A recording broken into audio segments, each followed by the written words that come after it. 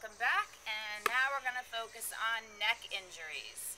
This is a very vulnerable, at-risk area, but you need full rotation and a nice open neck to fight off a defender in basketball, to face a 95-mile-an-hour fastball in baseball, or to roll out of a compromising position in a wrestling match. So I'm going to give you some tools to open up the neck and increase the rotation, flexion, and extension. Okay? So let's go onto your backs.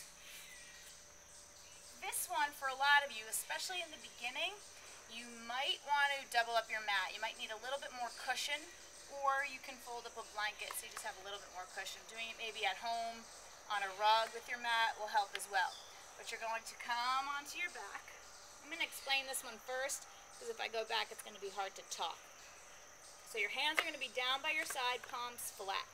You want to snuggle your shoulder blades under as much as you can.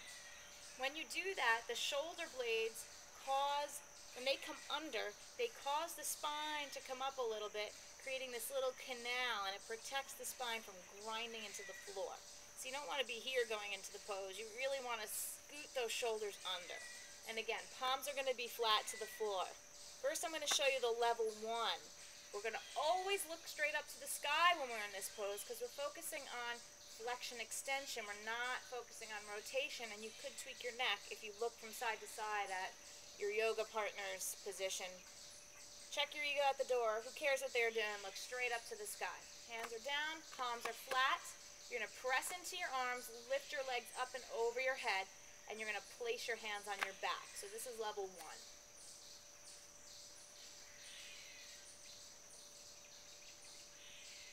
You're going to hold here for several deep breaths. Legs as straight and as strong as you possibly can. Hands are on your back for support. Again, snuggle those arms under you. You only want your elbows shoulder width apart, not wider. Okay, you want nice support here. Coming out of it, hands to the floor, roll down in control. So if that becomes easy, or you want to move on to the next level, I'm going to show you now how to move a little bit deeper into the pose. Same principle, get the shoulders under, hands down by your side, press up and back till your toes touch the floor. Once you're here, interlace your fingers, get your shoulders under a little bit further, and hold. Toes are touching either tucked or untucked, legs are as straight as you possibly can.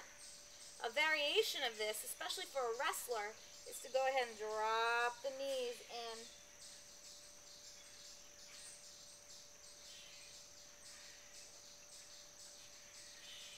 To come out, hands down, palms flat, and roll out in control.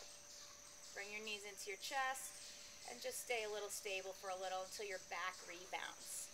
Bring yourself up to seated, and we're going to go into the next one, which is a headstand. Now, I don't want everybody to freak out, and I also don't want you to run for the wall and use the wall as a support. I'm going to give you a lot of steps to learning headstand. Okay, I don't want you to throw yourself up against the wall when your neck and your shoulders are not ready to support your body. It's false. It can increase your likelihood of getting hurt. Why is it important to do headstand? Because it builds strong bones, having that resistance in your neck. Gives you a different perspective, a lot of flush of blood and oxygen to the brain, and it's not as hard as you think it is. So I'm going to give you, like I said, a lot of different variations here. So you don't have to be scared. Probably you're going to want to fold your mat and get more cushion for the top of your head. Now you're going to go on the top of your head. Not here, not here. Top of the head. You wouldn't believe how many people don't know what the top of their head is. Find the top of your head, okay? Make sure you stimulate a little bit so that once you bring it down, you know you're on the top of the head, okay? You're going to bring the top of the head to the floor and your hands where you can see them, okay?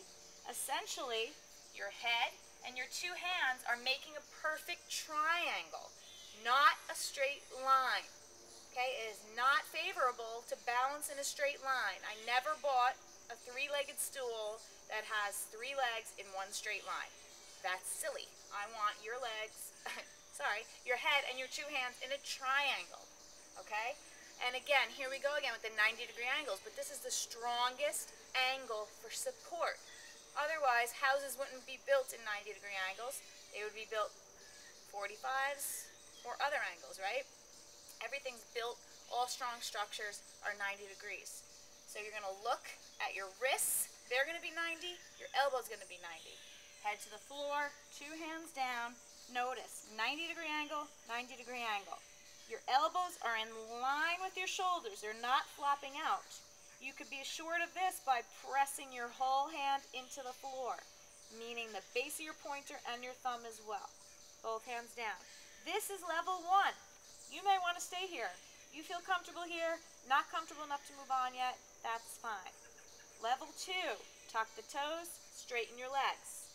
Get comfortable here. Be able to hold this for 2 or 3 minutes. Come up and down a whole bunch of times if you have to. Level 3 is knee on elbow. Of course, you could do the other one, or you can switch. Okay? Level 4, knee on elbow, knee on elbow.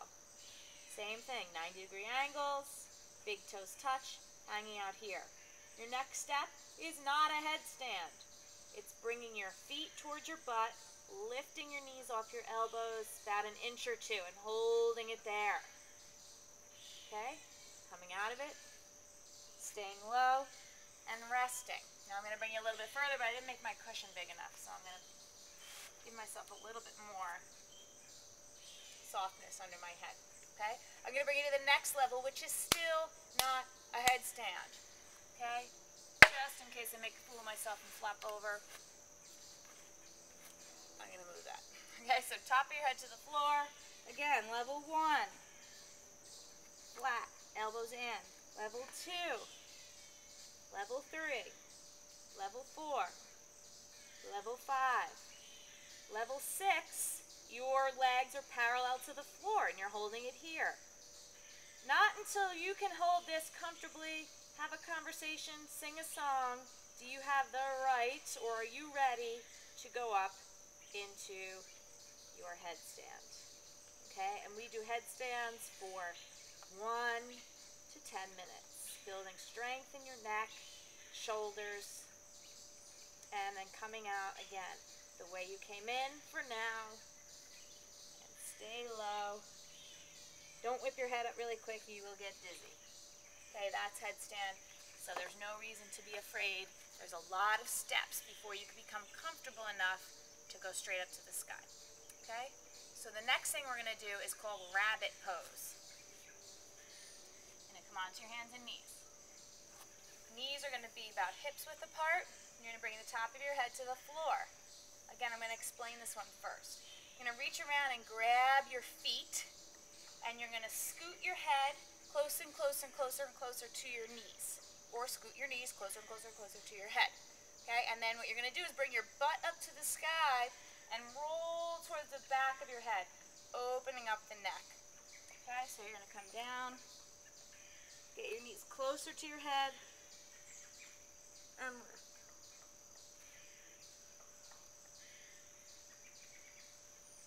Come down and come up very slow. You hold it for several seconds, several breaths, so you start to feel that opening in your back. The same thing holds true for these poses as the wrist. You're talking about smaller muscle groups now, so you're going to see change here a lot quicker. Okay? The next thing we're going to do is upward dog. So you're going to come onto your hands and knees, and you're going to bring your shoulder, elbow right over your wrist. You're going to press into the tops of your feet, and you're going to open up the front of your spine. So you're pulling the shoulders back, you're pushing the floor away, and I want you to drop back.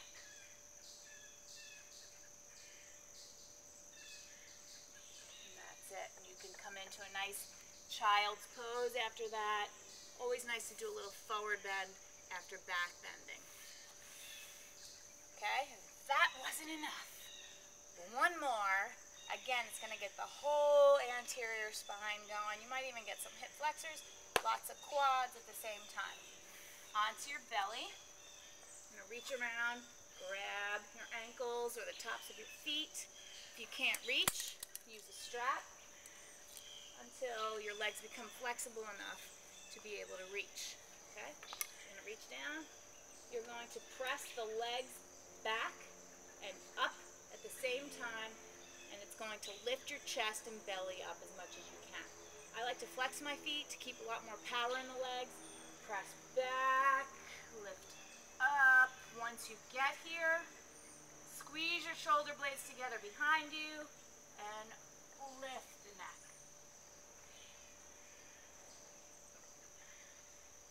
And let it go. Hands come down, up and back into child's pose. And do that 2 or 3 times. So as you can see, yoga poses are a very holistic approach. When I say we're going to open the neck, we don't just go like this or like this. We're talking about neck is attached to the spine, right? So we want to open the whole spine. We want to get full rotation. And these should really help you build some strength, stability in that neck, and get you out of some sticky situations on the field.